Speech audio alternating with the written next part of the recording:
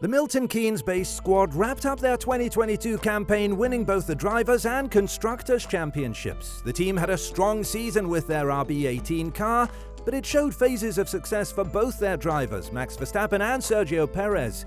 At the beginning of the season, the RB18 suffered from understeer due to being overweight, which favored Perez's driving style. However, as the team reduced the car's mass, the front end of the car improved, making it better to turn in and benefiting Verstappen's driving. With the drivers preferring different things from a car, there has been some intrigue about whether certain handling characteristics of the RB19 would suit one of them better. But to answer this question, we need to dive deeper into the driving styles of the said drivers. While Verstappen is well known for being able to better cope with a nervous rear end, he is clear that Red Bull has never deliberately engineered cars in his direction.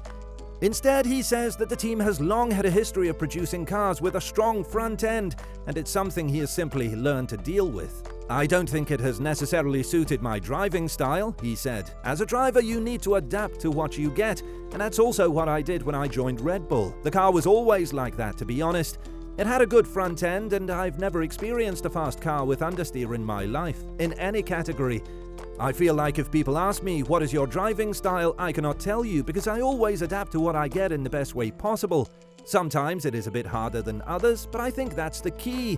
You need to adapt every year and every track as well." Speaking about his driving preferences in Bahrain last week, Perez said that his issue was not preferring an understeer car. It was more that Verstappen was better able to cope with the rear end being more nervous. "I'd say that there are very few drivers that like understeer," he said. "I think there's not many drivers that like it. And so, from my point of view, Max is able to cope with a less stable rear end than I am able to cope with. At the end of the day, we both want a good front end. It's just a question of how stable the rear end can be. And certainly Max has been able to cope with a looser rear end." But Red Bull's motorsport advisor Helmut Marko says that the indications from pre-season testing are that its 2023 Challenger can run in a way that both Perez and Verstappen are content with. Speaking to Sky Germany, Marko said, "We had a car last year that Checo did very well with in the beginning, and after it was developed, Max has been more and more happy. The difference is that Max loves a strong front end, really biting.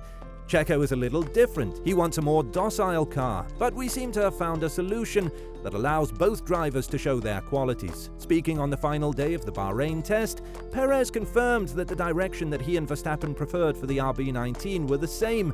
"I think we are aiming for the same things," he said. "We want the same things, so at the moment, it's a good base." So with the RB19, the team's motorsport advisor Helmut Marko suggests that they have found a solution that allows both drivers to show their qualities, with the car favoring both drivers equally. And the drivers seem to agree with him, at least for now. This should give Red Bull a significant advantage over their rivals in the upcoming season, as the only disadvantage Red Bull seemed to have in the last season was Checo's performance dropping off later in the season. We can't wait to see how it all unfolds.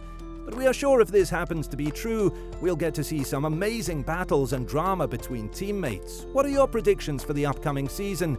Let us know in the comments below, and don't forget to like, share and subscribe to stay up to date on all things Formula One.